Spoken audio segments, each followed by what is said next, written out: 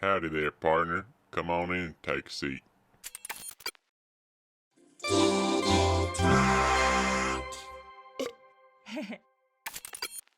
What's up, all you doodles and doodlers out there, you schemers and dreamers, and welcome back to another episode of Doodle Talk. This is probably episode 41. I say probably there because there's a lot of, as I've already obviously mentioned in previous episodes, this is my time travel arc that I'm going on right now, and I'm recording. I'm a little movie magic talk here though. I'm banking some episodes right now. For when I'm in Texas, and this, I don't even know, man. I wrote out the schedule, and so everything's accounted for, but yeah, this might come out while I'm in Texas or right when I get back, but the next one after this should be like the back to your regularly programmed scheduled programming. And it'll be probably a recap of my time in the States, in Texas, and I'm really excited. But yeah, I don't have any recent stuff that's been going on because I'm technically time traveling right now, and if I gave away all the secrets of what was going on, that would probably upset the balance of the universe, and we don't really want that to happen. So unfortunately, I can't really tell you what's going on, but what I can tell you is that today is a little bit of a different episode. This one is going to be pertaining to just my journey to becoming a freelance translator in Japan, just as far as like working and stuff. So kind of like how I got into translating, how it's going, what are some of the inner mechanisms of being a translator, especially a freelance translator in Japan, if that's something you're interested in. I hope this will shed some light. I don't know a lot of professional translators or typesetters or people like that who have given talks like this, where not talks, but like, you don't see a lot of people just like openly talking about it, unless the good thing is, like, if you're interested, you can always join a lecture or something like that where people are talking about it and stuff. But I don't see, obviously there's not a lot of people who are in the same situation as me, especially people who also do like podcasts or like talk about it openly on YouTube or whatever, right? So hopefully this is kind of an insight that you normally wouldn't be able to get, and I'll try and keep everything as real as possible, and give my own take on, and my own like kind of experiences that I've had. So without further ado, let's jump into it. So in order to tell this story, we have to go back to the beginning. Yeah, I think we'll start. I've written down a list of things I want to touch on, and I think the best way to do this is kind of go back and start where I first came to Japan, right? Because honestly, before coming to Japan, I had never really thought of as working as like. It's one of those things where I always knew I wanted to learn Japanese, but being a translator kind of just seemed a little out of reach, and I didn't know how I would do it. And yeah, we'll just leave it at that. So I took one class of Japanese in my final year at UNT before I graduated, and then that summer is when I came to Japan. The summer of 2016, if you can believe it. Almost 8 years at this point, or almost 7 years, or it just was 7, I believe, this past August. Dang, yeah, that's crazy. I forgot. I normally see the anniversary of the day I came here and go back and look at some of those old photos. I totally forgot. I might do that later. It's really fun to do that kind of stuff, But yeah, so I've just been I had just come to Japan in 2016, and the first thing I did was I started working as an ALT. I was an English teacher. If you're interested in that, and not really the translating stuff, just the English stuff, go check out the first podcast that Ryan and I did together. We go over what it's like being an ALT, teaching English in Japan, the pros and cons, and like, should you come to Japan to live here, or should it just be a destination for a like travel destination for a vacation or something, and should you just keep it at that? Lots of insight and talking about that kind of stuff. I'm not going to get into the English side of things here. This is just the translating stuff for today's episode. So I'm teaching English for a few years. I'm living in Tochigi, which is like a northern prefecture. It's Kita Kanto, which is like North Kanto. If you ever played Pokemon Kanto, the region is actually based off, or if you might know it as Kanto, as I and probably all Americans call it. It's really Kanto, and it's just talking about like the region of Japan. Like Kanto there's a bunch of prefectures, like Tokyo's in Kanto, and like a little bit up further north you got like Ibaraki and Tochigi, and that's part of Kita Kanto.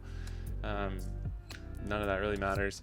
I'm teaching there. I just wanted to give you an idea of where I was living, though. Definitely more country. I'm kind of living in the country, right? Because this is important. If you want to become a translator and you're not going to work remote, which there are a lot more remote stuff, and I'll get into that.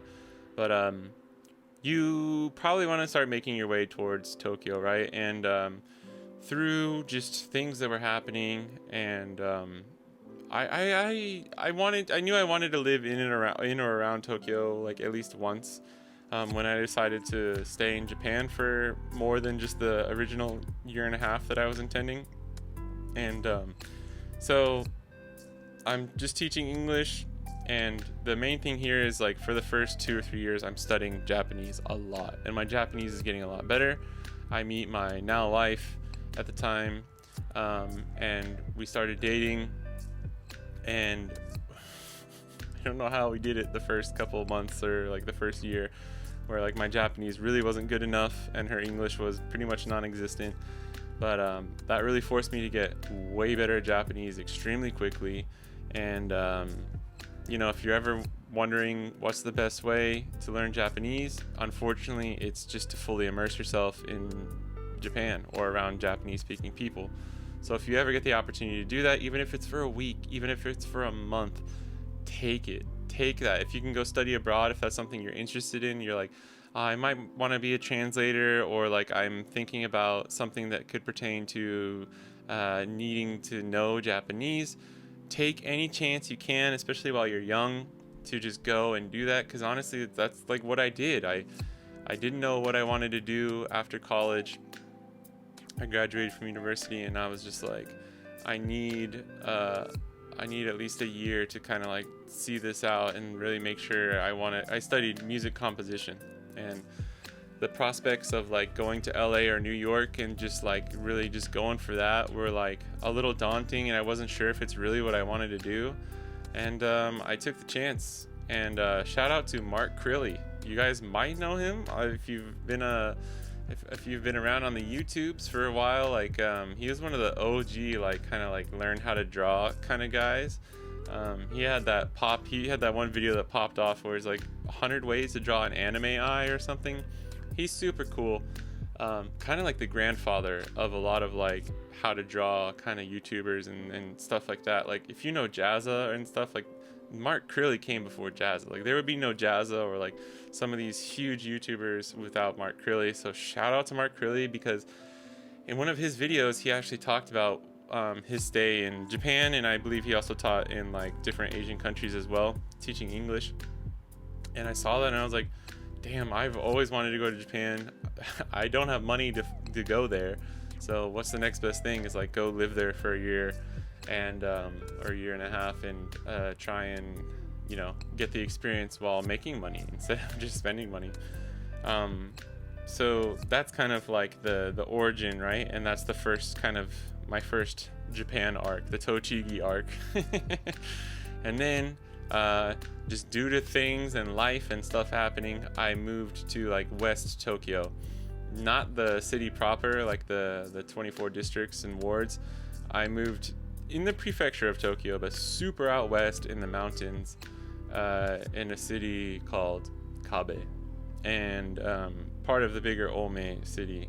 I don't live there anymore, so I feel comfortable talking about that. But yeah, I was basically, it's Tokyo, but it's not. You're in the middle of the mountains, and there's just a bunch of old people around, not much to do.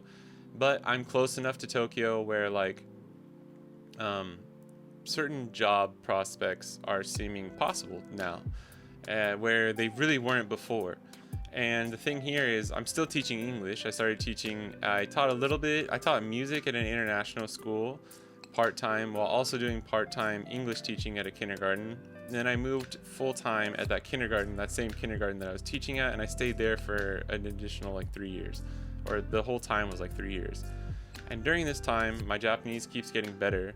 And about the last year of working at the kindergarten, because it was such terrible work conditions and just like the kids and the teachers were really awesome, the people who owned the place were monsters and like borderline abusive to the teachers and in some cases the students by like not using the air conditioning during the summer when they really needed to the point where like kids were getting nosebleeds just from being overheated. Like really terrible shit that unfortunately is pretty prevalent in a lot of Japan. Normally not to that extent, actually. I think it was a really weird case of like being at a school where like the teachers were so amazing and all the students were so amazing, but it's like literally just because of the way the owners ran it, it like was just hell for the people who worked there, but seemed like this really awesome school to everyone else and like all the parents, which I think is pretty rare. Normally I think it's a little bit more cut and clear, like it's like, oh, this is a shitty school, the teachers aren't good, blah blah blah. But I want to give that explanation because this is the whole reason why I was really like, I cannot work here anymore. I want to change. And this is when I first started deciding like, I think I can maybe make a living with art as well if I start putting in a lot of time, and over the next 5 to 10 years, maybe I can take my art career in a direction. And this is before YouTube, before I even was thinking about YouTube. I mean, it was always like it was something I had thought about before, but this was like, it wasn't a huge thing. I was thinking more of like traditional selling prints and stuff like that. But the other thing that started to catch my mind is wanting to do translating. And I had been thinking about it, and actually had thought about it a little bit while I was still living in Tochigi. One of my coworkers, this is kind of crazy, one of my coworkers, she worked with me in Tochigi, and she was one of the only other people I'd ever heard mention like, oh, I want to become a translator and do work in like manga and anime and stuff like that. And shout out Charlie if you're listening. And that was one of the only other people that I heard that, and that was like, I always thought like, oh, cool, that's cool. But at the time, like, her Japanese was good at the time, really good at the time, and a lot better than mine. So it just didn't seem like a option for me at the time. And then, so cut to like 3 years later when it's like, oh, okay, my Japanese is getting better. I've passed like the N3 on the JLPT, which is like the Japanese language proficiency exam. And I'm gunning for the N2, which is what you really need if you want to work at a company. N1 is the highest. It goes N5 to N1. N3 can get you some entry-level jobs and is really great if you're teaching. N2 is like the bare minimum if you would like to get into a kind of like corporate job or, something that's not just teaching at a school essentially. And then N1 is what, like, if you want anything lower or anything higher than like a low entry staff position at one of those places, or if you really want to have a good chance of landing one of those jobs that might be a little bit higher paying and stuff like that. And that N1 and beyond like opens you up to, I mean, at that point you really, if you're comfortable enough with the language and the culture, you could just go work at like a company job. Most people don't do that. Normally it's tailored to something that also deals with English, but I'm sure there's some people out there who are just like, fuck it, man, I got an N1, I'm fluent in natural and Japanese, like native level Japanese, I'm just gonna go be a salaryman, which is like crazy. Big props to those people if they're out there. But yeah, so I got the N3, I'm going for the N2, and I'm realizing like, oh shit, I think this is like something I could do. Because at the time, I was really torn, right? Because I was like, all right, I need to immediately get out of this job. Like, this job is killing me. The hours were crazy too, and we worked like, I don't know, like at least half of the weekends out of the year, which is insane. And didn't get paid any overtime for anything. We got paid for working like on the weekend most of the time, like kind of essentially, but no overtime, which is also really common in Japan. And I'll talk more about specific pros and cons later on, especially with money and stuff like that. If you're interested, stick around, and I'll get to that later on. But so I'm at this point where I'm like, okay, I want to do art stuff long term, but you know, I'm okay with like kind of subsidizing some of my time and energy into other stuff. And I was looking at like programming and, you know, like coding and stuff, as far as like computers and that all that jazz, and started learning a little bit like HTML and CSS, and got pretty far in like just the beginning fundamentals of that, and was studying that for like almost a full year, and at the same time was also looking at translating jobs. And I remember I had applied to a few, like in these situations, like Gaijinpot, these websites, Gaijinpot, Daijob, a lot of those are like the main two that I would always use. And then there's like the Ohio Sensei is for like English ones. But you know, you're just looking online at these job postings and job listings. And I was also looking at some other educational ones too. I almost got a gig teaching at the elementary school that was on the Waseda University campus, which is like really sick. And I think that was in like Kokubunji, which is like a really nice part of Tokyo. And that job probably would have been pretty cool. I kind of flubbed the interview. Is so intimidating. There's like 6 people there, and they're grilling you, and then you got to do a demo lesson. And I did pretty well. I just forgot one of the parts I forgot to do one thing during the demo lesson. I think it hurt me too much, and then there was obviously probably just better candidates with better Japanese at the time too, so I think they went with them, but I think they liked me, so that was good. So I'm doing all these kinds of things, right, and it's like pulling me in every which way, and I'm not really sure what I want to do. I have a close call with a few translating gigs that are like mobile game, think Raid Shadow Legends or like just one of those like medieval fantasy sci-fi mobile games, right, that are like a JRPG, kind of like, think Genshin Impact, right, think Genshin, doing the translations for that, but obviously not Genshin. It's not as high class, not as high brow sophisticated as Genshin. And have a close call, 1 or 2 close calls where I think I got like a second interview, or like I passed the screening and I got a trial. So if you're gonna apply for a translating job, almost always, I'd say, unless you're just getting a dope referral from a friend, which can happen, somebody already inside the company, you will take a trial test. And these are can range from just an Excel sheet to full on PSD, if they're going to be asking you to do any like editing, typesetting, lettering, stuff like that. So always be ready for some kind of trial, and be ready for it to be timed.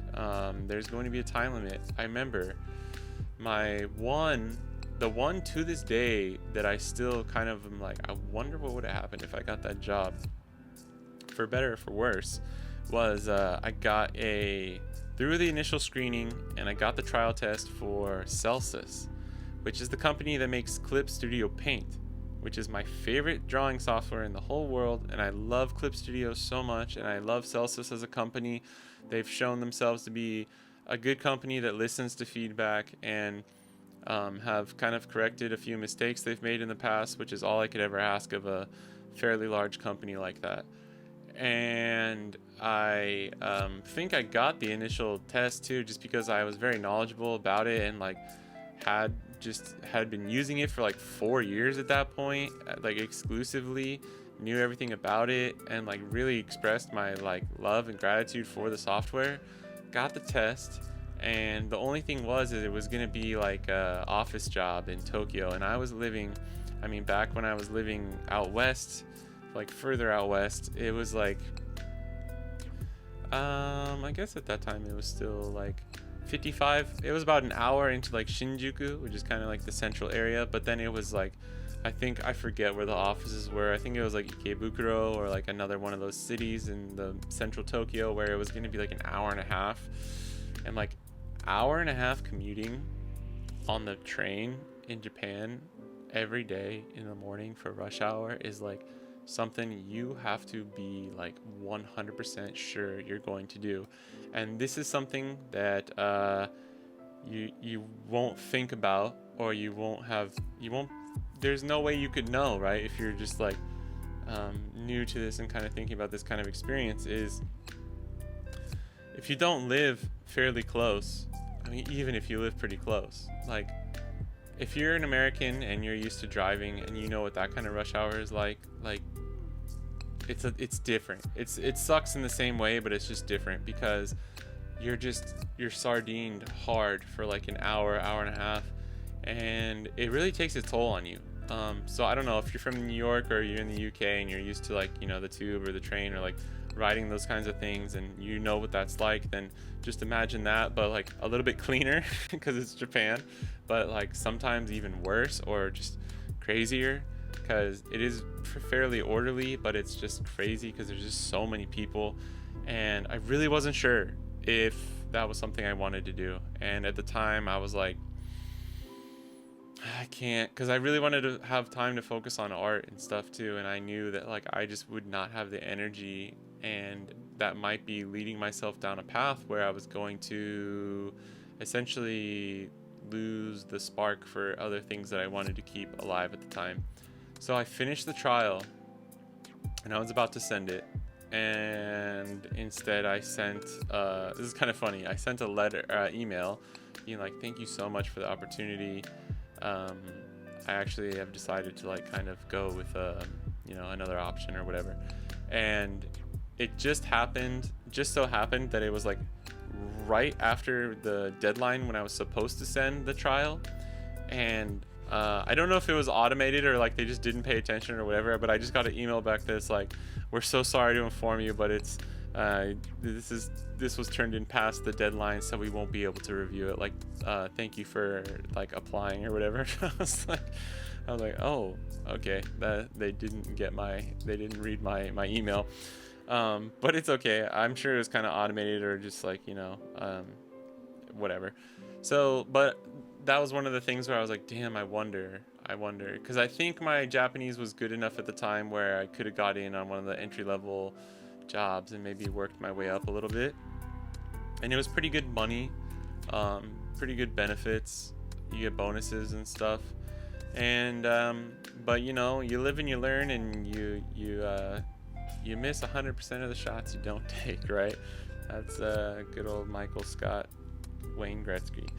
But so moving on from there, right? So now I'm in this weird position where I'm like, I gotta quit my job, I don't know what to do. There's no school really for translating, right? Or like, that's what I'm thinking to myself. And so I started doing some research, and there really isn't a school. Like, there's not a, you can't go to school for translating, but there are a few. I'm sorry, I'm trying to think right now. There are a few kind of sort of things like that, but there's one that's like an academy, and it's called JVTA, and I think Japan Visual Translation Academy, Multimedia Visual Translation Academy, something like that. It's JVTA. If you're interested, go look it up. It's the best you're probably gonna get as far as like if you would like a cohesive course that will improve your translation skills. And you know what, like, there are lots of pros and cons to JVTA, and this was all during COVID too, so this is a huge thing, because before they have an office in LA and an office in Tokyo, and before you had to go in, but because of COVID they allowed remote, and because it became remote, that's when I was like, oh, I can actually do this now. And so I signed up and I started taking this course, and it was like once a week. Yeah, it was once a week. I think they started out on like Tuesday nights. So you get home, you make dinner, you go to your lesson, then you have a homework assignment every time. And I think it was like $400 a month. I'll be as transparent as I can about all this stuff. I think it was $400 a month for like 6 months for the first course, and then another $400 a month for like, I believe it was a full year course split up into two. The first one was like the beginner course, and then the second one is the Jisen course, which is like the more like proficiency course, more advanced course. And at the end, you get to take a trial there, and if you pass the trial, you're essentially greenlisted onto the other like sister company that they have, where they get clients that send them commissions for things, and then they commission those out to the people that they're in touch with, and the translators and people that they know that you will be put onto that list. So essentially, it's not guaranteed, but it's kind of like, if you want to work your way up, you pass the trial, and then you're like pseudo guaranteed to get some clients from like client work from there, right? And this is like a freelancer path essentially, at least in that sense of like the work you'd be getting from them. So I start taking this class, and I think here's the thing too, is like the first course, I forgot what it's called, but it's like the beginner course, right? Was really awesome. And because you can be native level Japanese as a native English speaker, and you can still not translate as well as somebody who was like, at my time, was just like borderline N2, fluent but not native Japanese. It's a skill. It's a skill set. That's what I'm trying to say. And you don't really realize that because there are certain things that are just like, you need to learn how to like comprehend and work through, and like realize that like, oh, okay, this is how you think about it when you're thinking in the way of a translator. And there are certain rules, like when you see captions, the subtitles on shows, you realize like there's a character limit for most of these. It depends on the company, they all have different rules, but there's a character limit. There's so many things you never would have thought about that are being thought of and thought about while being done, and you start to learn these things little by little. And it's just like, it's so great because it's like you really start at zero and you just work your way through, and the homework assignments are fun. Like one of them was like a scene from Ghost in the Shell, the original animated movie, which is awesome. Like this might have been in the second course, but like we did Alien one time. We got to watch Alien, and then we translated a scene from that, which is weird because it's normally, I forgot what. Oh, no, sorry. One of our homework assignments is to watch Alien for something else. That's right. Everything else you're watching is obviously it's Japanese movie. Yeah. I just remember it was fun having to watch Alien as part of a homework assignment. I was like, wait, that doesn't make sense. Yeah, it was for something else. It was like a sci-fi or something that we watched, and they wanted us to watch Alien to kind of get like some references and like things that we can draw on, and like to set the tone, something like that. I don't remember.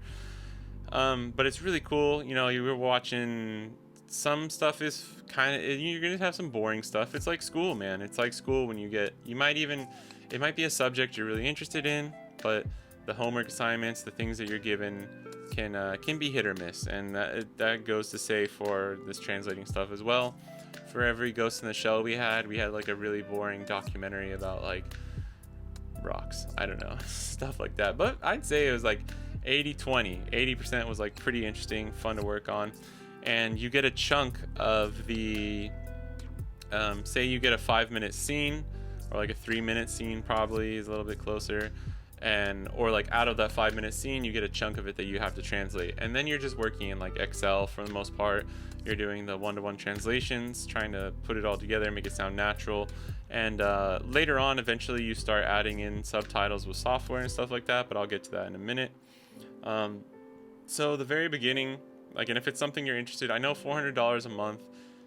And you know what? It might have been 400,000 yen. Or sorry, 40,000 yen a month, which is really like 300 USD. So not even 400 USD a month. it's expensive. It really is. And I was fortunate enough that my family was able to like help me pay it at the time too. So they were willing to support me and help me through that too. So like they were supportive of me trying to do that because they knew what kind of conditions I was working in at the kindergarten.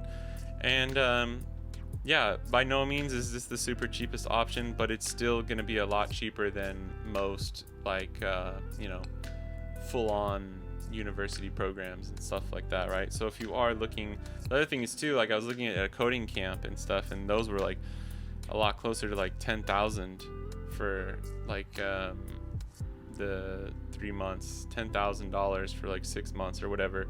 So with some cheaper ones, but yeah, a lot of them were very, very expensive. So this was actually the cheapest option, and really the only one that we could spring for, to be honest.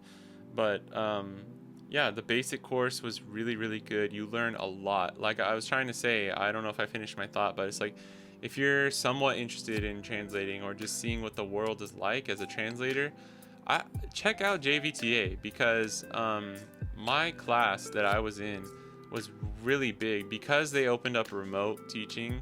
A lot more students started joining, and actually like almost too many, where they were like barely able to handle the capacity, like the amount of students and homework to grade and stuff. So but I got really lucky, and I was in a very like fun class, a lot of people, and there's people from all over the world, which is cool. I've met so many a lot of cool people and friends, and some people that like we started our own like Discord and have don't talk too much anymore, but and keep in mind this is like 3 years ago, but still kind of keep in touch. And we would do like little nomikais and like little meetups online, and just hang out outside of class, which is pretty rare, and you kind of create this little community. And I'm really grateful, like the actual time spent during the courses and learning all the stuff was pretty awesome, and I wouldn't trade any of that for the world. JVTA did have some, I think part of it too is like they might have been just a little understaffed, and there's a lot of things changing through COVID, and I know it was a hard time. Most of the teachers were pretty awesome. The thing is, you kind of get like a new teacher every week, with some of them recurring, especially in the second course. Later on, you get to like some more advanced stuff and harder assignments with them, and it's nice because you get a rapport. I think we had 1 or 2 teachers that we had like 2 or 3 lessons with, so you really start to get to know the teacher, and they know all the students, and they're able to, it's nice because they're able to kind of give you notes on like tone, and because they've seen previous work of yours, so they can give you actual like really good feedback. I do think it would be overall just a little bit better if I was able to do the in-person one. So if you get the chance to do the in-person and you think you'd prefer that over the remote, I think it's probably worth it. But remote was okay. I think they handled it all right. Zoom came in clutch, and there are some things where, of course, it would be much better to be there in person. And like after working it was crazy because so let's keep moving, and I'll go on. So then you finish the first one, and I think there's no like big test. I think they just like ask you if you want to keep going into the GSEN course, like the advanced course, and you just kind of sign up. And I don't think there's any like barrier to entry for that. And so I just started the second one, right? And then let me preface this by saying, not preface, but so before I start talking about the advanced course, let me just keep up with like the chronological timeline of how everything's working. And what actually happened is I moved essentially in the same area, though I moved, and then got this opportunity. And it was really thanks to one of the assignments was a manga assignment. It was the one I was looking forward to the most. I think a lot of us were. And it was a chapter of Bleach, which was really cool. And I never kept up with Bleach back in the day. I was never a big Bleach guy. And it's so funny because like the teacher, she was really cool, but she gave us a fucking assignment from like volume 48. And if you know, there's like 12 chapters in a volume, I believe for most shonen manga, 10 to 12 chapters or something, right? So there was like so much shit that we were like they were like, if you haven't read up to that, like it's within your best interest to read all the way up to that point and then work on the assignment. And like, we don't have the material for you, so you have to find all of that stuff and read it all on your own. And it's like, okay. It wasn't like really hard mandatory, and I read the first like couple volumes and I was like, oh my god, this is gonna take me like 50 hours to like catch up to this, and I got to do the assignment, and it was a big assignment too. So that is just to touch on like kind of the workload of some of these assignments, especially in the advanced course. It does get a lot. Like, I don't know if you've ever been in an AP course in high school, or if you've ever been in an intensive program. Like, the busiest time of my life ever, still to this day, I think, was getting ready for my senior recital at uni, and like for my composition music recital. There was just so much shit I had to keep track of and handle there. So, I was no stranger to like a really crazy workload, but it's also different when you're working a full-time job, and then it's like, oh my god, I have to come home and you gotta, after you eat dinner and you put the dishes away, you do all your chores and get all your shit done, run your errands, you gotta still go finish an assignment, right? So sorry, that was all just to say I did the manga assignment, and I did pretty well, and the teacher was good, and I tried really hard, got some good feedback, and I could tell I did fairly well, especially among the other people in the class, and was feeling pretty good about that. And it just so happened that maybe like a month or two later, there was, so this is after I moved, and that's not really important, it's just how I remember it. I move and I get this, I apply for this job, pretty sure, oh, Indeed is okay too. Indeed is good if you're looking for jobs, like a job search site. But I believe this one was on DieJob. I'm not sure. It was either Gaijinpod or DieJob. And it was for a company in the localization team. And I applied for it, and it was an entry-level position as an assistant director for the localization team. And the duties would be like essentially close to like being like kind of a quality checker, but also handling all of the clients and freelancers that are working with the company. And like it says, it said assistant director, but I was really a director basically from the start. Just like a person handling all the stuff going on, doing some translation and lettering, like typesetting myself.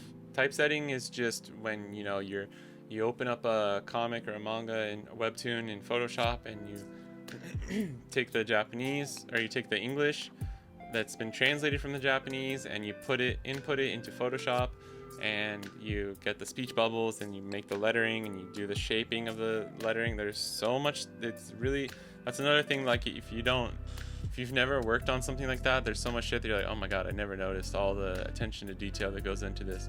But that's what, for anyone who just might not be familiar with that, that's what typesetting is. Think of it like lettering. It's not just lettering though, so that's why I don't like saying lettering, because there are people who do just lettering, and that's a specific job in itself. I feel like a typesetter, it's a bit more of an umbrella job that deals with more of them. And the word in Japanese is shashoku, which is like the same as like typesetting.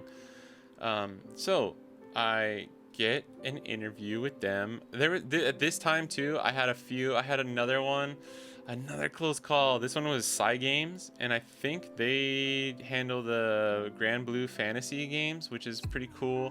I love the art in all those games. So that was another kind of like JRPG kind of chance that I almost had, because I was thinking like it's either manga or video games. That's probably like, those are the two things I like the most as far as that in the field of translating. I didn't really want to do anime, just because it just didn't seem as possible at the time.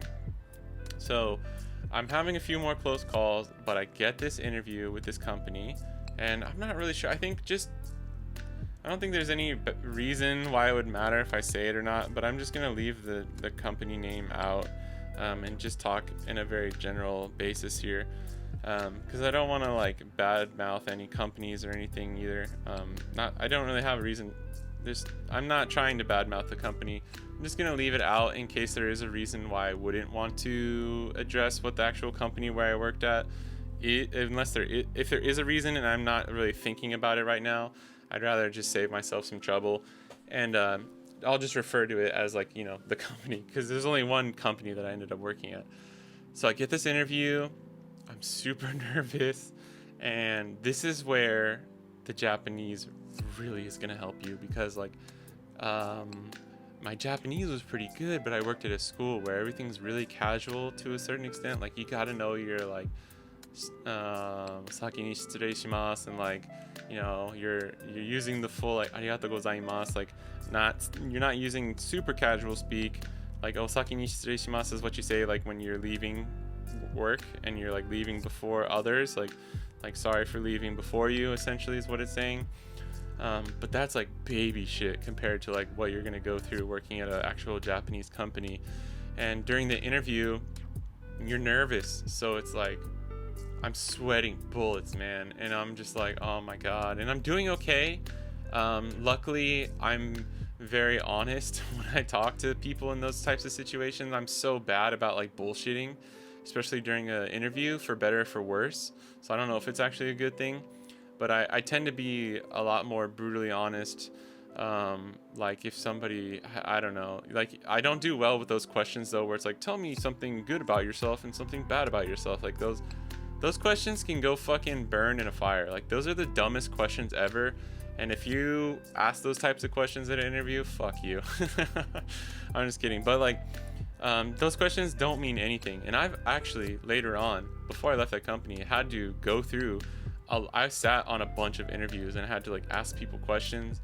I did a bunch of shit at that job where I never expected I would have, and like essentially ended up having these kind of like big roles that like I feel like should never have been given to me, but were just like kind of delegated to me because I was part of the team. And like there's just shit that it's just like you got to learn when you get used to it though. It's so funny because I was so nervous in that interview, like I was saying, but by the time I was interviewing people for other people coming on the localization team, you're just like so chill. It's so funny, the night and day of being an interviewer and an interviewee. But the interview goes okay, and I think my trial was really good. It was good, like pretty good.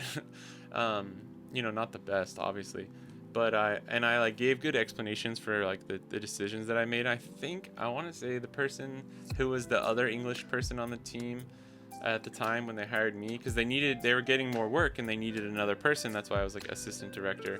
I think she said that like it was overall really decent, and then she could tell that I kind of knew what I was doing with like some of my explanations, and that I seemed like I'd be able to work with everyone on the team. And my manager, I'm not going to go into names or anything here either, just for their sake, but really awesome manager, and she's Chinese, and she was always a big like inspiration because her Japanese was so good. She was like boss lady, like handled negotiations and meetings and stuff so well. But she was really kind and warm, and then like at the first interview, because I showed them my Instagram and stuff, and she was like, yeah, actually, like in Japanese obviously, but she's like, yeah, I like your art style and stuff, like kojin teki ni, like personally I like the way your art works, your art is, and like the way it looks and stuff like that. So that was cool. That was just like a compliment that she didn't really need to give, and felt pretty encouraging. And you know, it went okay, it went over well, all right. And I just laid down on the floor afterwards and was like, oh my god, like I don't think I got it. I'm so fucked. Like what am I gonna do with my life? Like this is so shitty. Like I have no clue what's gonna happen. And like 2 weeks later I got the email where it's like, hey, you got the job. I was like, oh, okay, sick. So this is important because this is halfway through the JVTA course. I'm already doing the advanced course, but I've now got a job out of nowhere. Not out of nowhere, but like unexpectedly kind of got a job a little bit sooner than I expected. And I'm very grateful and very thankful for that. But now I'm doing this job. And so let's go over the I'll go over working at the company first, and then we'll move back to finishing up. I'll interweave finishing up at JVTA, because that ties up with kind of like towards when I left the company. All right, so I just started working at this company. It's a Japanese company, but it's and it's all remote work. I don't think I mentioned that. Sorry. It's all remote work. They used to have an office in Ebisu, which is a dope, awesome city in Tokyo, but they no longer. They still have the office, but because of COVID, everyone's doing remote right now, which was another like kind of crazy thing of just like I never stopped working during COVID. Most people in Japan didn't really. Even when I was working at the school, they still made us come in. Like the kids were on break for like 2 or 3 weeks, but the teachers, like after like 2 days, when like the lockdown started, after like 2 days, we were already back at school, like cleaning and like lesson prepping and stuff. Just wild. Especially at the time when it like COVID was a lot more dangerous back then too. But yeah, all that aside, I got the job. It's remote. I'm starting to work there, and I'm learning. This is crash course, dude. This is my crash course arc of like, holy shit. I'm working just like 10 hours a day, 9-10 hours a day of just like nonstop trying to learn the ropes, studying Japanese, getting used to business emails. And this is a huge thing that I want to address. Like, if you're going to work at a Japanese company, you have to be able to handle the work environment and the culture, and just be okay with like the things that just don't make sense for someone who's gonna, if you're like me, if you're a Westerner, if you're an American, there's gonna be so many things that even if you think you know Japanese culture and you think you know what it's like working in a Japanese company, you don't. You fucking don't. I sure didn't. And I sure as hell thought I knew at least kind of what it was going to be like. And my company was pretty lax on like I didn't have to be so overbearing with like my teine and keigo, which is like the polite ways of speaking to your superiors or your coworkers. And since I was an American, like the English speaker, they gave me a lot of leeway. They were fairly nice. Like a lot of the people on the other teams. So this was a company that like I was part of the localization team, and then there's tons of other teams. Like there's a manga team where they're like actually drawing manga for clients, and like it was kind of like a big like production company where I was part of the localization team that did translating and typesetting and producing and like helping get the finished product to the publishers for page manga, which is just like your book manga, like black and white manga, webtoons, other types of comics. We had like or experimental stuff. There was one like NFT company that we were gonna like help. They were doing a little like campaign kind of thing, and we were gonna help them with that, but I think that kind of fell through. It was all fun and interesting, right? Like seeing these different kinds of projects. But the thing that I worked on mostly were webcomics, Japanese webcomics. So if you've ever used like one of those apps like Renta or like Koemix. Sorry, it's hard because I know the English and Japanese have different names sometimes.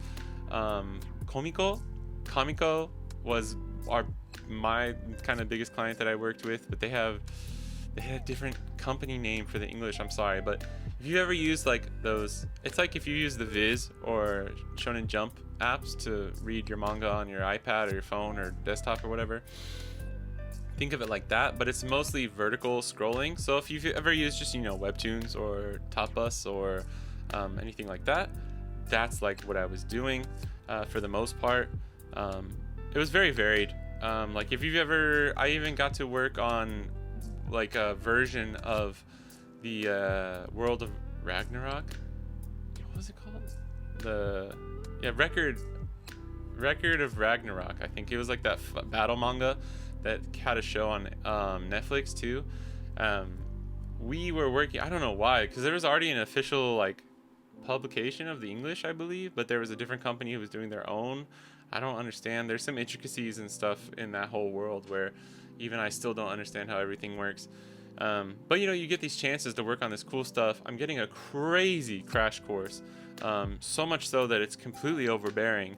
And like after 6 months, I finally land on my feet, and I'm kind of like, all right, I'm big bitch balling. I kind of got a handle on things, and it's getting better. But then the terrible thing of like you become a lot more competent to the point where like, and this is huge in Japan, where it's just like, oh, you're competent, let me just give you so much more work then.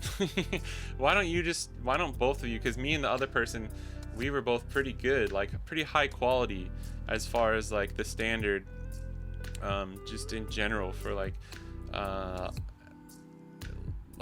anything that was outside of like Viz or Shonen Jump, where it was like a huge company that just does everything in-house, like it's not indie, right? But it's like for the smaller side of production things, we had established ourselves as like a very reputable company, and people that they could go to if they wanted to, because we were vetting all of the freelancers and stuff we worked with. So, and we checked it at the end of the day, which gives you a lot of responsibility and pressure, but you know, it is what it is. And I was proud of the work I was doing for the most part, but it gets to this point where you're just like, holy shit, this is so much work, dude. Like, and the pay. So let me try and get to this too before I forget. I was making base salary at the start, I think it was like 180,000 per month, which is yen. So as a teacher, I was making like 21 ish. It's hard if you don't know, just like 210,000 a month, which is like 2,000 ish, just below $2,000 a month, which is $24,000 a year, if you can believe that. But it's really hard. You can't do a one-to-one comparison because the cost of living in Japan is so low. But the way I like to think about it, and the way that might help you rationalize it, is like, imagine you're an ALT and you're making 210,000 yen a month, which is like adding up to like, you know, whatever. Like, imagine you're making 24K a year in USD, but it's really like you're maybe making 30, 35. So you kind of just add a buffer of like 5 to 10,000 at your yearly rate, and normally that'll get you by as like a fair comparison. It just depends where you live too. There's so many factors that go into it, but if you're not in like a crazy middle of Tokyo, super expensive apartment, then that's generally what you can do. That, I mean, honestly, I want to say like the base average salary in Japan is like pretty close to like 200,000 a month, which is, you know, like between $1,500 and $1,800 USD a month. So just imagine that, right? It's like base 18. I get like a monthly kind of like expense bonus thing, and then overtime. So the thing at this company was just like everyone's working overtime. Your overtime gets you up to like 21, 22. But I was starting to work like 50, 60, 70, I don't know about 70, but like 50, 60, 65 hours a week, right? Which is fucking crazy, because you're getting close to working double a 40-hour work week, and you're getting paid fucking beans, man. You're getting paid beans for like the sheer amount of work you're doing.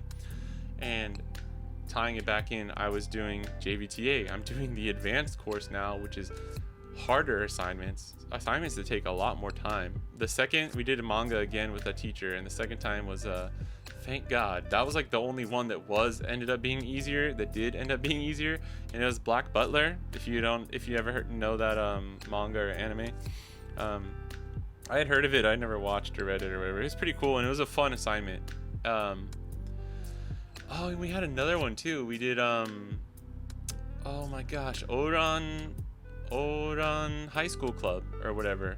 I totally forgot. That one's like a really super duper old school shoujo manga. Like if you think Fruits Basket, it's exactly like that kind of.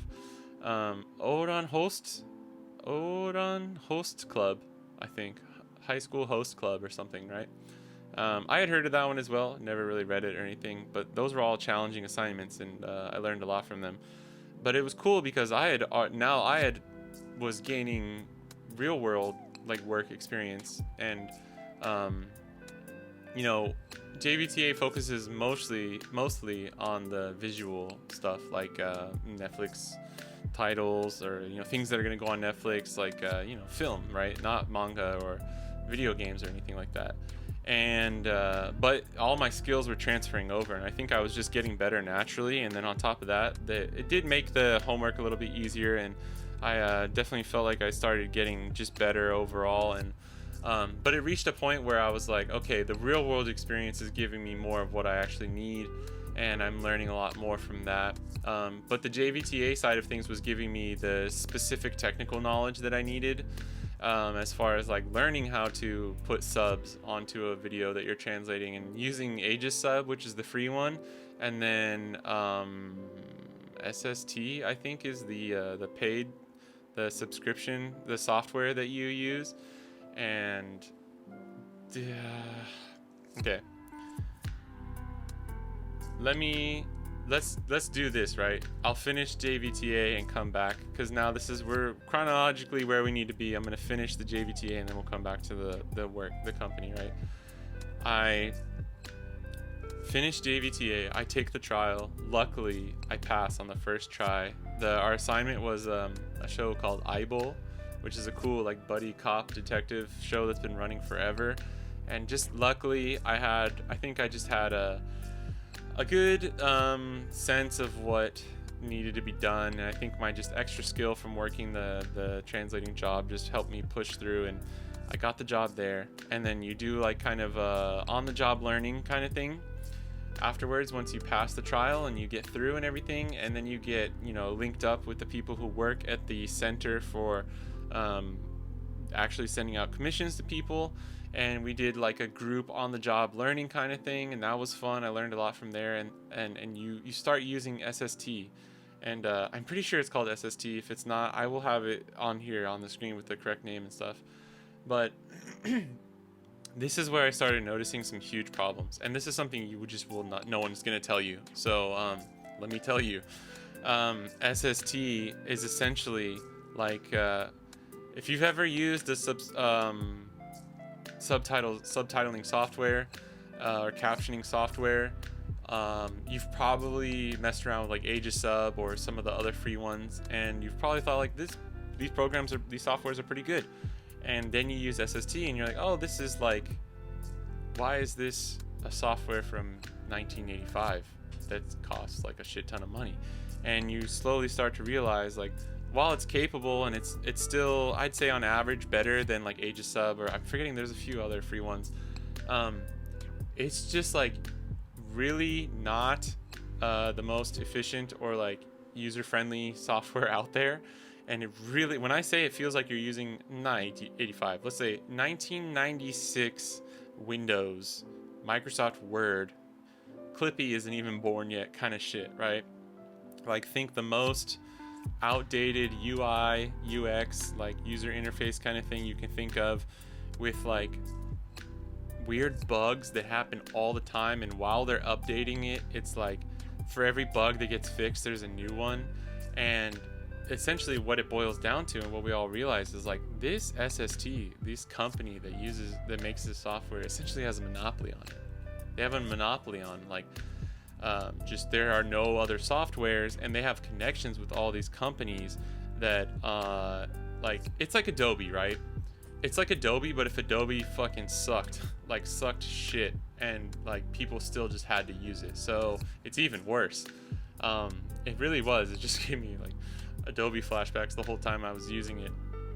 And because it's a very niche product, and there are not really any other professional software, subtitling softwares out there, and the thing that SST has that Aegis Sub and some of those other ones don't, is they just have a better baked in system of like being frame perfect, which is required when doing a lot of the professional kind of subtitling and captioning, where you can't really just eyeball things. Like Aegis Sub, you can kind of do it down to the frame, but there's not as much of a system where like you can import and export and like transfer things and like do it a lot more smoothly in SST, where it's just gonna give you there's just certain features that are there, well, even if they don't work that great, that like the other softwares don't have, and it's just a really unfortunate reality, but it's just the way it is. And then because they kind of have the monopoly on that, for whatever reason, this is also just like Japan websites are like all still in the year 2004, and like if you've ever used Rakuten Marketplace or whatever, like you've seen that it's like you go to buy something there and it's like I literally am scrolling down pages like I clicked on the thing, I don't know where to purchase this, like where's my cart, like I don't know how to, it's like what it's just like weird ads and like nothing pertaining to what your actual product is. So I see this and I'm like, oh shit. Plus it's just like really kind of, it's not like if you're used to working in like Final Cut or Photoshop, any other Adobe software, or a lot of these like Affinity softwares, and if you're just DaVinci, whatever your editing softwares are, right? Because the closest thing, it's the thing that it's closest to is a video editing software. So like I'm used to the fucking smooth butteriness of Logic on a Mac is like, whether it's the best editing software is like right up for debate or whatever. I just prefer Logic because I used Final Cut, or sorry, not Logic. I'm sorry, Final Cut. Logic is for music. My bad. Sorry, apologies if I said Logic multiple times just now. But Final Cut. I've used Final Cut since high school, so I'm very familiar with it. And you use SST and you're like, oh my god, this is just like, it's like trying to butter your toast with a brick. It's just not gonna work. I know that's a famous saying. So you start to realize that, and you're like, oh man, is there not any other software I can use? And you're like, oh, there really isn't. They kind of have a monopoly.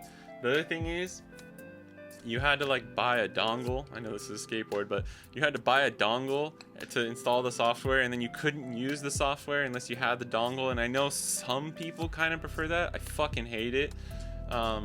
They just couldn't have made it any harder of a software to just naturally use. And then on top of that, there were no other options. And if you wanted to essentially get the work from these professional companies to do the subtitling, you were going to have to use SST. And the subscription was ridiculously expensive. I don't remember. You had to buy like little tickets. It was like $60 if you want to use it for a month, or $40 if you want to use it for a month. And if you wanted to buy like the yearly subscription, it had these features and not these features. And it was like, I'm not exaggerating when I say like they cannot make it any harder to like use the software and like buy the software. And not a lot of great support for the people using it either. I know it's kind of niche, but I mean, something like Aegisub is free and it's just like essentially just as good, just doesn't have as many of the features and is as bulletproof, So that's really kind of like, oh shit, that's a rude awakening, and I'm not having fun doing the assignments for that. Plus the pay is like abysmal. I did like I finished the on-the-job training, which you don't get paid for. And then, which is like, it's okay, I understand. And then I got one assignment that I actually worked on with one of my classmates, and it was a episode of like a reality show, and it was split in half, and we had to work on that and like kind of put it together. And that was just like, I think I got about $200 for a 40-minute episode. And that was translating everything and then putting the subtitles in as well. I don't think that's very good money for the amount of work.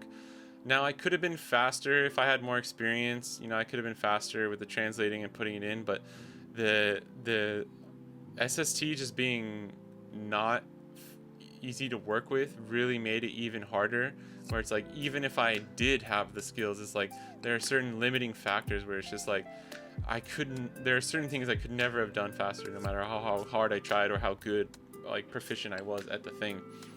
I believe it was 23,000 yen. So just about like $200-ish, right? USD.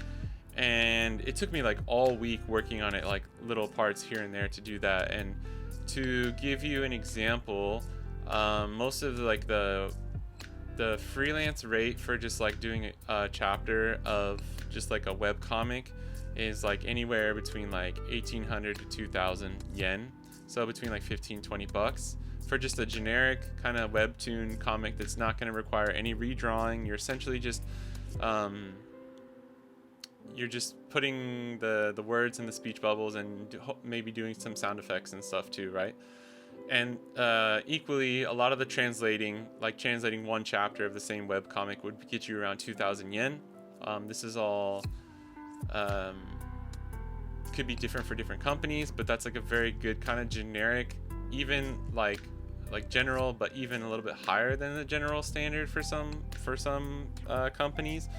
So if you think about that, you know, like the amount of work I would have had to do of just translating or typesetting to get to the same, because you know 5 chapters would give me 10,000 yen, which is 100, and then 10 chapters gets me to 200, and I could have done 10 chapters of that in like 1 to 2 days easy.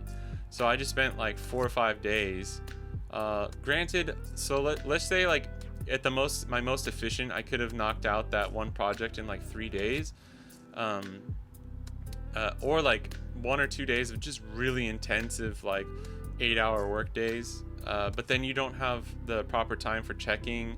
I had to meet up with the person I was working with, and we had to put things together, make sure things were similar through, like we use the same wordage and verbiage for things like throughout the episode. Like I just, to keep things simple, it was not worth it. And then using SST was a nightmare, and I was like, okay, for me personally, I do not enjoy doing the subtitles. And I did a few more things from them here and there afterwards, but I kind of just slowly took myself off of the freelancer list.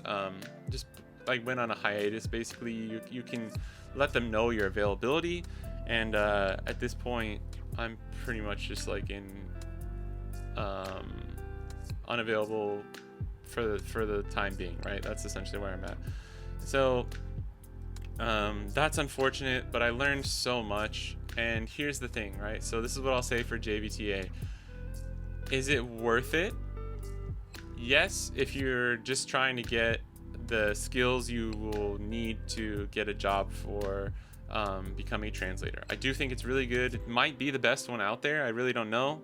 I haven't really seen. There are a few like kind of other smaller programs here and there, little courses that you can take. And who knows? This was like 3 years ago, so there might be more stuff available. Look online, you know. But like, is it going to give you enough work so that you can just start making enough money full time as a freelancer afterwards? No. 99% of the time, for most people, no, definitely not. So do not think that when you're going in, which is something I was kind of hoping would happen. And they don't really address it that much, obviously. There are some things where like so at JVTA, I'll say the pros were like, you learn a lot, you meet a lot of cool people, you get really good experiences. If you work hard enough, you can get to like a entry level, professional level of like translating and subtitling by the end of that course. So in that sense, yes, it's worth it. But they also keep you in the dark about a few things. They like kind of purposely don't mention certain aspects of the job, or like they start teaching you a few like kind of real world applications about things at the very, very end, which makes sense, but they like kind of leave some stuff just kind of too late, or just kind of gloss over it, or they leave out some stuff that will just like, you know, why is there no alternative to SST? How expensive is it? A lot of stuff like that. They just really don't tell you any of that until the very end when you've already spent all your money. That's kind of how all these courses go. But in general, yeah, it's good. I would say it's good. Shout out, I don't know if anyone's still there that I knew working there or anything. And they're all people too. You know, most of the people are just really hardworking people who want to help the students. And like I said, a lot of good teachers, some not so good teachers who you can tell don't really care that much, but most of them are really awesome. I learned a lot. That is my experience with JVTA. I just recommend checking them out yourself, and knowing that for the most part it's pretty worth it. So to wrap things up, I don't want to keep going on too long. I've already gone on way longer than I expected, but I hope me being very candid and giving you enough information where maybe if you just want to skip around to the parts that you want, right, that I'm going to end up helping people with this, me talking about this at such a length, right? So let's get into the last chapter of this, where JVTA finishes. I have the epiphany, like, oh no, SST's bad. I don't want to do this. The work isn't worth it. And honestly, at this point, I'm so used to working in manga and comics that I'm just like getting so much more efficient in that field of translating and typesetting that I'm able to get enough work going to, like, I'm fast enough at my work where I'm able to justify the amount of work that I'm doing, right?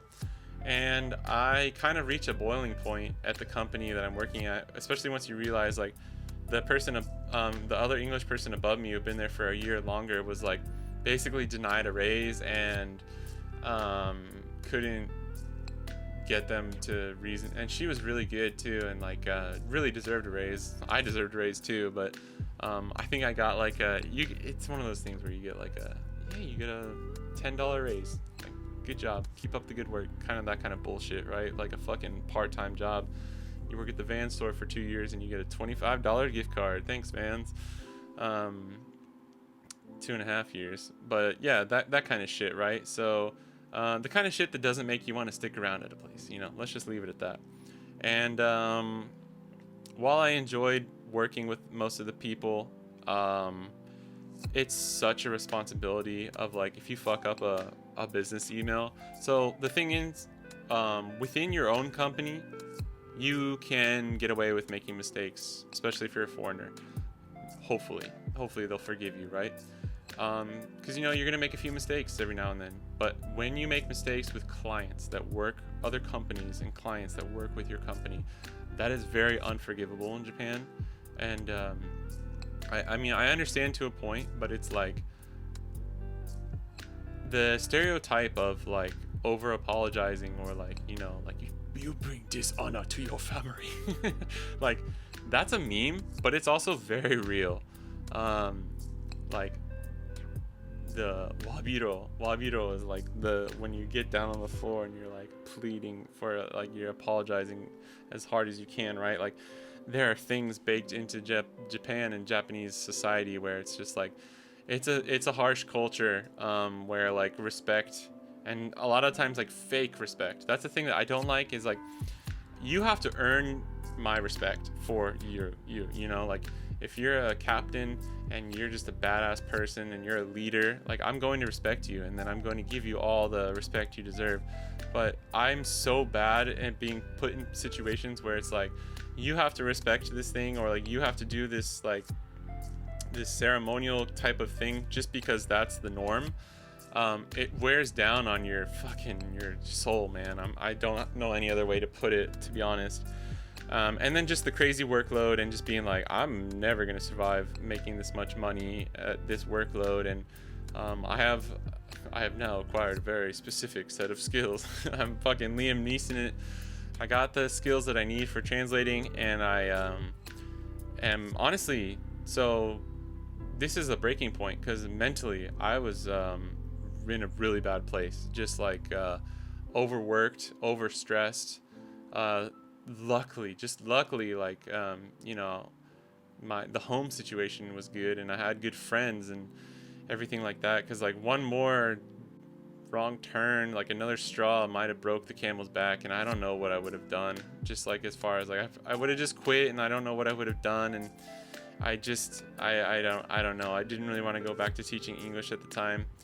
So it just got in a really bad place, and I was open about it with my manager, and it was nice, because it's like I just used that as a reason that I wanted to quit, and like they couldn't really say anything about it, especially because like there are so many people that can't handle it in Japan, even Japanese people, not just foreigners, and they'll just quit after like a month or two because they have a mental breakdown and it's just too much work, or they're literally just overworked to the verge of like death. Like, it's really crazy. It's so sad. But a lot of the stigmas and stereotypes are completely true about Japan, and I always try and say that, and I always try and be honest about that. And like, my company wasn't even that bad, but yeah, we had people come after me and leave before me, not tons, sorry, but like, a good amount of people. And so it has been taken a little bit more seriously in the past couple of years, which is good. So when somebody says like, I'm literally at my breaking point mentally, I'm not doing well, I need to leave this job, you get it's nice, because then I'm like, I could use that as the excuse of like, instead of just like, I fucking hate working here, I want to leave, you're not giving me a raise. Like, I didn't have to go into any of that because I knew it wasn't going to help. And so I was able to leave on really good terms. That's kind of the point I'm trying to get at, is like, I wish I could continue working here, but I really can't. I think I need to take some time off, and I want to try freelancing. That was like the perfect out that I had. So I took it. And after like a year and a half of working there, I left, I quit, and I just started being a freelancer. But the best thing is we had to get people, because the other person, the other person who was working above me, the other English person, left as well. So we had to find people to fill our slots, and we were also getting more work than ever at the time. So we got like 3 new people, and this is the really, really important thing, and this is why JVTA might be worth it as well, is you start making connections. And if you want to work as a freelancer, you really, really, really need the connections, because I would not be where I am today if I did not work for that company. So I am forever grateful for that, because to this day, the main client I have is the people working there. So essentially what I did is I just stepped down, and I was like, I'm going to do this freelance, because I know I'm good enough now where I can get enough work done doing essentially like the same work I was doing before, the same amount of work, but make more money doing it, which like is kind of crazy that it's even the case. And I think in most occupations it probably isn't. You're normally taking a little bit of a pay cut if you want to do freelance, and then you work your way up from there. But this was like, I started out making literally the exact same amount, and within a month or two was making like at least $500 to $1,000 more a month, right? And that's what I did. I stepped down, I helped train the new people, and was just, just try to be as nice of a person as I could to everyone, didn't burn any bridges, kept a good relationship with everyone. And these are still the people that now I get the work from. They commission me to do translating and typesetting, and now I've been doing freelance translating and typesetting for 2 full years, like almost 3 years essentially. And honestly, I don't do a lot of translating anymore. It's mostly just the typesetting and like lettering and stuff, like redrawing and things like that. And it's okay. And I've actually come back around where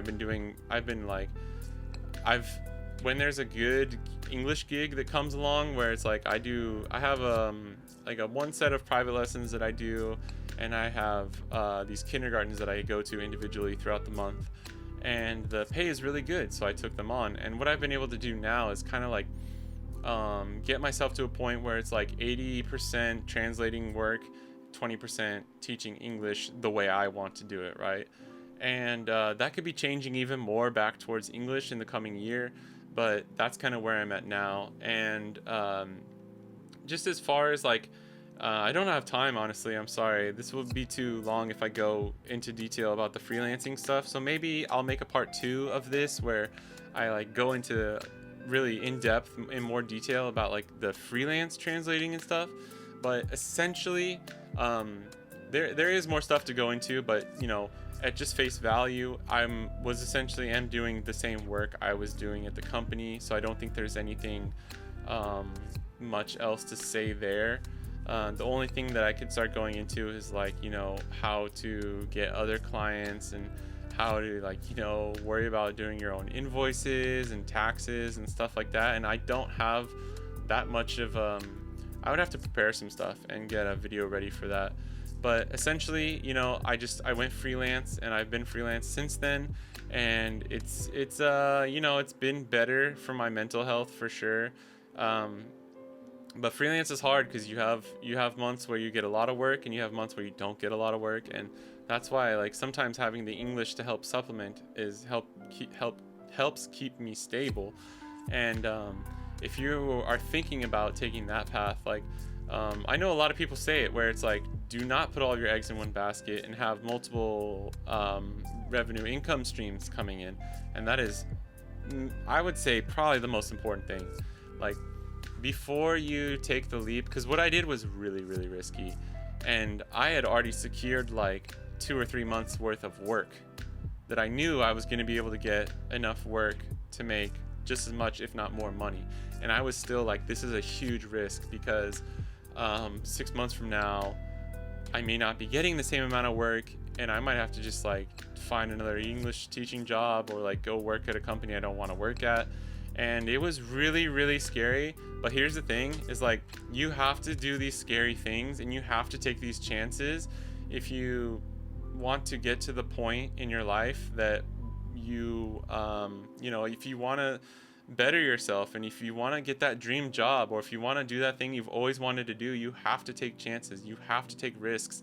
There are going to be parts of your life that are so scary, and you feel like you're fucking up, and you don't know what you're doing. You feel like you're just taking a like blind leap of faith off of a building, and you don't know where the floor is, the concrete at the bottom. You can't even see it at this point, and you don't know if there's a bed of pillows down there, or if it's fucking New York City concrete that you're about to slam onto, and you just gotta take that leap of faith. And here's the thing, is like, don't be stupid about it.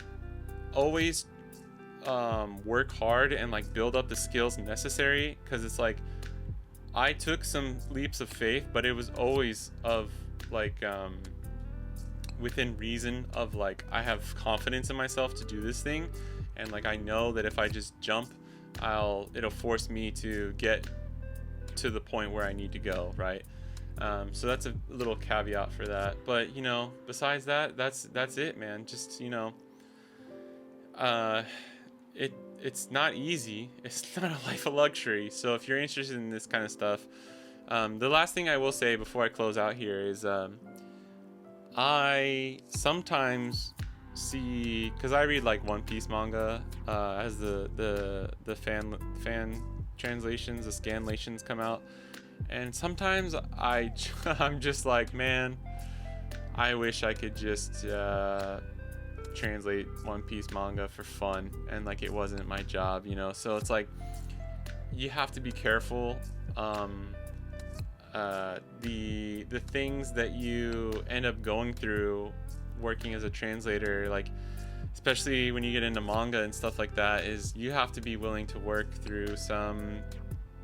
with some stuff that you might not like. Like, if you really need the money, you're gonna have to take things on, and you might have to work on a project where it's like, there's a bunch of genres and stuff in manga where like, it may not be savory or like to your taste, or it might even just be another isekai, which is like like when you're reincarnated or like thrown into a different world or whatever. Like, you might like isekai anime, but when you do your 115th isekai webcomic that has the exact same plot points and exact same characters as every other fucking same one that you've seen for the 100 million billionth time, it starts to wear on you. And you have to kind of just protect yourself from that kind of stuff, because if you really love manga, and if you really love visual media, and you love all that kind of stuff, if you start working in it, and that's what you do every day, and that's what you see for 8 or 9 hours every single day, it starts to ruin the thing for you. So you have to protect yourself from that kind of thing, and you have to kind of build up a skin around, like, in the sense of just like being able to compartmentalize what you're doing as work and what you can do to enjoy it. Because let me tell you, any manga or anything that I see, any subtitle that I see, there's a little part of my brain that is just like thinking about it, like, oh, that's not centered, or like, oh, they should have shaped the wording better on that speech bubble, or like these little things. And like, that's natural. Anything that you become like skilled at, you're gonna notice these little things. But some of them are fun and cool when you notice them, and some of them are like, I wish I was more naive about this, right? So that's my last little warning, last little thing to consider. And yeah, I might make a part 2. We'll see. I don't know if this hour-and-a-half video is gonna really reach as many people as I really hope it would. But for anyone watching this, I hope it helped. And that's it for now. So thanks for watching. Thanks for listening. And I'll catch you guys in the next one. Peace.